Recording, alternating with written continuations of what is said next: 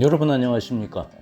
오늘은 83강 독서, 기억의 문제와 정리의 문제라는 주제를 가지고 이야기를 해볼까 합니다. 똑같이 정보를 수집하고 똑같이 현재 상황을 지켜보는데도 왜 자네와 같은 미래 예측학자는 미래를 볼 수 있고 나는 미래를 볼 수 없는지 궁금하다 라고 친구가 이야기하자 네이스피처는 이렇게 엄수합니다. 똑같은 구름에서 떨어진 빗방울이라도 높은 산 꼭대기에 떨어지느냐 아니면 넓은 평야에 떨어지느냐에 따라 각각 다른 대지에서 다른 식물을 싹틔우게 된다.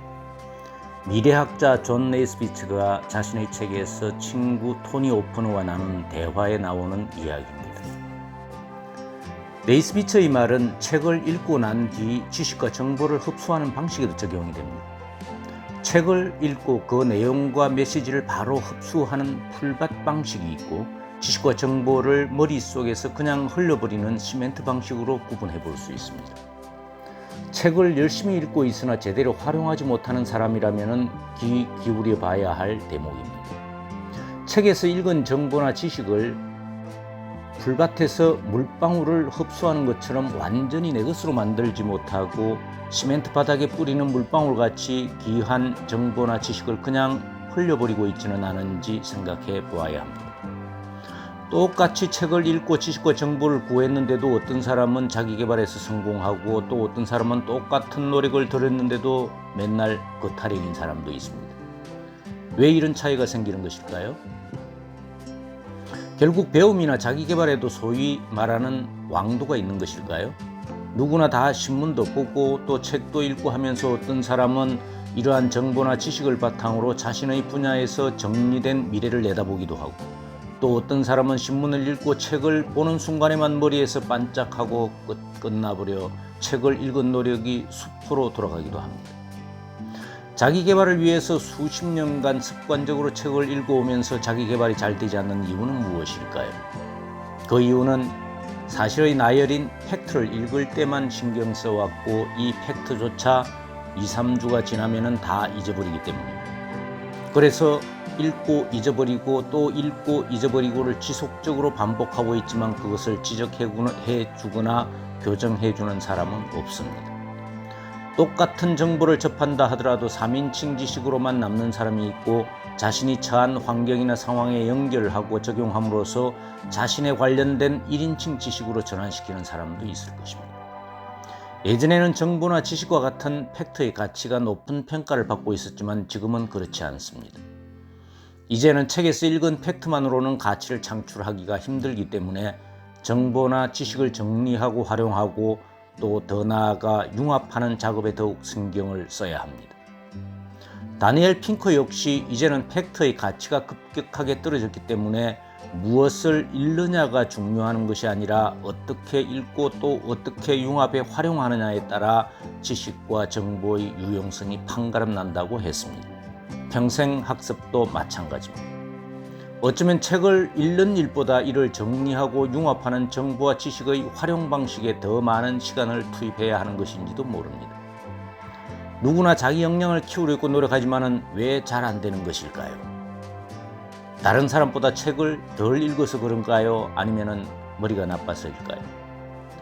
평생 학습을 한다든지 전문가가 되겠다는 계획 아래 수많은 시도를 해보지만 실패를 거듭하는 이유는 결국 구체적으로 무엇을 어떻게 할지 배움의 방법론을 모르고 있기 때문입니다.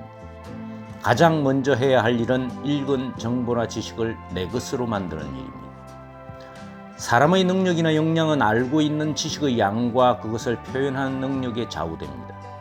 그런데 사람들은 과연 한 달 전에 읽은 책에서 본 새로운 단어나 개념, 감동적인 내용을 얼마나 기억할까요? 그저 줄거리만 살짝 생각날 뿐이라서 새로운 단어나 키워드, 메시지, 감동적인 이야기 등을 기억해내 이를 다른 사람에게 설명하기란 쉬운 일이 아닐 것입니다. 예컨대 재미있는 유머를 내가 들을 때는 웃겨서 죽는 줄 알았는데 이 유머를 다른 사람에게 막상 전달해보니 청중이 썰렁해야 하는 경우를 자주 경험하고 있습니다. 우리는 책을 읽는 데는 꽤 많은 시간을 투입하지만 읽은 책을 정리하는 데는 소홀합니다. 어떤 책을 읽었다고 가정하면 책을 읽은 사람과 그렇지 않은 사람 사이에 어떤 큰 차이가 나타나야 합니다. 그런데 가만히 보면 책을 읽은 사람이나 그렇지 않은 사람이나 별 차이가 없는 경우가 많습니다. 만약 내가 책을 읽었다면 책을 읽지 않은 사람과 최소한 A4 용지 한두 쪽가량의 차이는 나야 하지 않을까요? 두 쪽이 너무 많다면 한쪽 정도의 차이는 나야 하지 않겠습니까? 책을 읽지 않은 사람은 전혀 알 리가 없는 어떤 정보들, 즉 키워드나 새로운 단어, 또 가슴에 와닿은 문구 등을 노트에 기록해 놓으면 좋습니다. 이렇게 기록된 문구나 새로운 단어는 여러 방면에서 활용이 가능합니다. 한 주에 한 권이든 두 주에 한 권이든 어렵사리 책을 읽었다면 읽은 표시를 내야 합니다.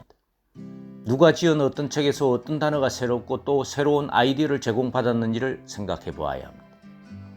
직장에서 상사나 동료와 대화할 때도 이를 활용하면 좋습니다. 워크숍이나 팀 회의 때 자신이 읽은 책의 내용을 요약 발표하는 버릇을 들이고 술집에서 생맥주 한 잔을 마실 때에도 최근 읽은 책 내용을 중얼중얼 리바이벌 해보는 버릇이 필요합니다. 물론 생각이 잘 안 날 때도 있을 것입니다. 읽은 내용이 머릿속에서만 맴돌고 단어가 생각나지 않을 때 옆 사람에게 그 왜 있잖아를 반복하지 말고 자신이 읽은 개념과 단어와 스토리를 기억해서 반복 설명할 수 있어야 합니다. 이렇게 가물가물해가는 기억 속에 있던 것을 자기 것으로 만들려면 두 가지 문제를 해결해야 합니다. 즉, 기억의 문제와 정리의 문제입니다. 예전에는 책에서 얻은 교훈만 머리에 넣고 살아도 큰 지장이 없었으나 요즘 같은 정보 홍수의 시대에는 이러한 단어나 지식 그리고 노하우를 정리해서 활용하도록 해야 합니다. 단어와 단어를 결합하고 분야와 분야를 연결해서 직접 새로운 무언가를 창출하기도 해야 하고 읽은 책의 개념을 자신의 전문 분야와 접목해 대안을 찾는 노력도 병행해야 살아남을 수 있습니다. 지금은 책을 읽고 그저 마음속으로 느끼기만 해도 되는 시대가 아닙니다. 읽은 책의 개념을 내 분야와 연계해서 새로운 아이디어로 만들어내야 하는 시대인 것입니다. 새로운 아이디어를 만들어내기 위해서는 머릿속 기억이 필요하고 머릿속에 완전한 기억을 저장해 두려면 노트 정리를 잘 하는 일이 가장 우선적으로 필요하다고 생각합니다.